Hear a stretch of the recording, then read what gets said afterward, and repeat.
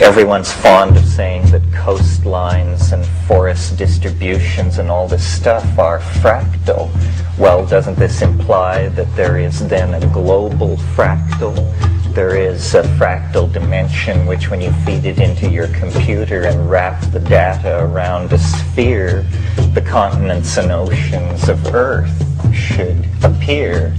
And in principle, again to the absurd level, you should be able to then telescope in on that portion of this data that is wrapped around the sphere that corresponds to Northern California, and on your computer screen should appear Esalen hung on the cliffs of Big Sur, with us sitting in a room inside discussing the matter. Rupert, Terence, I'm Ralph.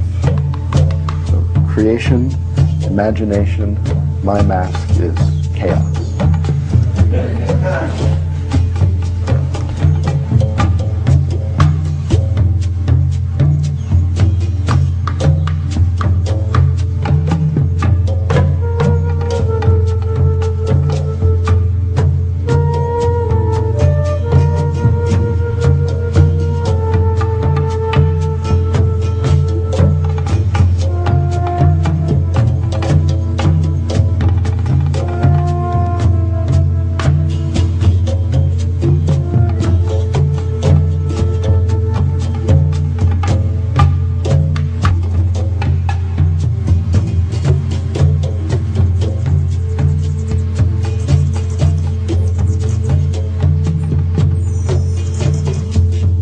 My early LSD experiences, I seemed to see motifs and structures that gave me an interest in Tibetan Buddhism. And I went to India with the intent of studying the Tibetan language, and quickly found that the whole thing was just overwhelming, and that I was just, a human atom in the sea of India, and that the notion of encompassing or understanding what this was clearly the task of a lifetime.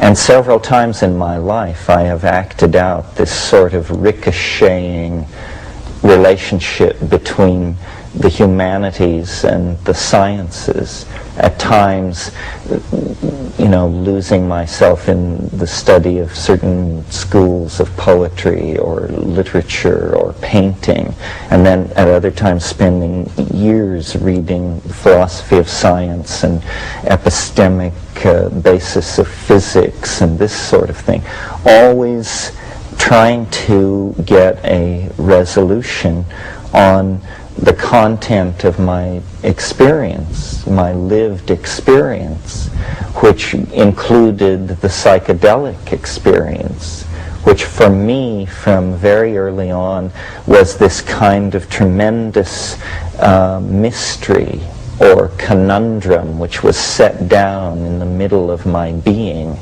And it still continues like that. I keep returning to that, testing all the ideas against the fullness of experience.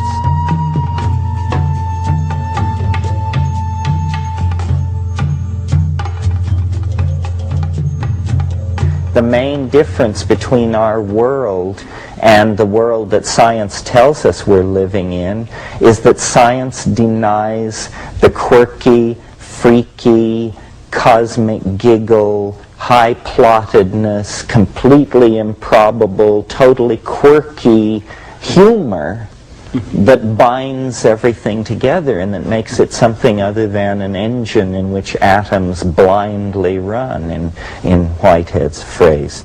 Schrödinger brilliantly anticipated the discovery of DNA, and then Joseph Needham and L.L. White, and Eric Jantsch should be mentioned actually as a precursor of us all, I think. I mean, Eric Jantsch was a great pioneer, a great soul, and he saw very deeply into whole systems, as did Ilya Prigozhin, the Belgian thermodynamicist.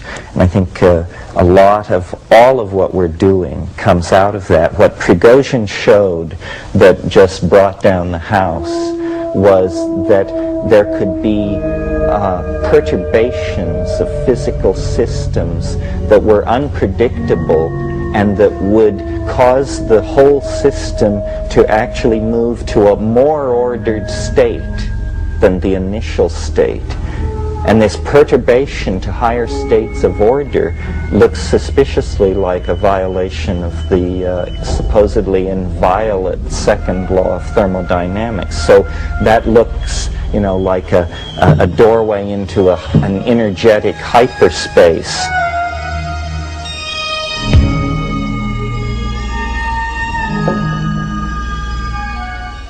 Well, when A New Science of Life came out in 1982 in America, it came out a year earlier in England, I came to California because it was published in Los Angeles. I found myself here at Esalen. I found an extraordinary new range of things going on I hadn't known about. And when I was in San Francisco, a friend who I knew from Europe said to me just the day before I left, there's somebody you must meet. He's called Terence McKenna. I didn't know much about Terence, so I went up there, and in this large 1956 Buick, we headed off into the woods in Sonoma County, where Terence lives. And there I met both Terence and Ralph, who was there for the day. I found that part of my interest in these other realms of reality, of course, like many people in this room, was stimulated by experience with psychedelic substances. This was before I went to India. When I arrived in India, I found that India is a kind of psychedelic realm anyway. You know, it's just an amazing place.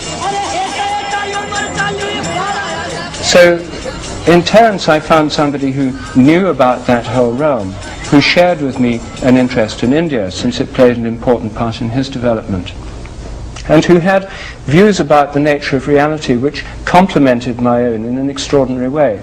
My own theory is about memory and habit in nature. Terence, I found, had developed a theory about novelty and creativity in nature, a theory about the quality of time and the creative process as it is related to the ongoing flux of events. And Ralph had a kind of mathematical theory which was just the kind of thing that the view of nature I was trying to develop needed, the idea of nature being drawn by goals or attractors. In the mathematical science of dynamics, there's this model of of reality being pulled from ahead by things called attractors. It's a teleological, animistic view of nature, which dressed up in the guise of mathematical models, which I found most fascinating. And so for me, the meeting with Ralph and Terence was a step further towards seeing how one could begin to dream of a world in which nature was seen as alive, in which the imagination permeated all reality, in which animals and plants are seen as part of the living texture, the living components, the cells in the life of Gaia, and Gaia in the life of the cosmos as a whole. In fact, a view of the world as alive, which recalls in some respects the old cosmologies of the ancient world, where the cosmos was seen as a living organism, where they thought of the whole cosmos as having a soul, the soul of the world, the anima mundi. So I was brought up in a field of music, but I was attracted to mathematics early. And when I was 14, I played in the State Symphony. After that, I started in mathematics, and I became a professor at Berkeley when I was 23. I had an easy way in mathematics, and the way the system works, the carpet is unrolled in front of you. You know, you have a few choices, but basically before you even know what's happening, the carpet is unrolled, and you're down the runnel into whatever you can do that's useful to the system. In this process, I lost nature, but there was a great gain because I love it out there. I love to be off the planet. I always did, and to this day I spend very little time on planet Earth. So it went on in this way, and by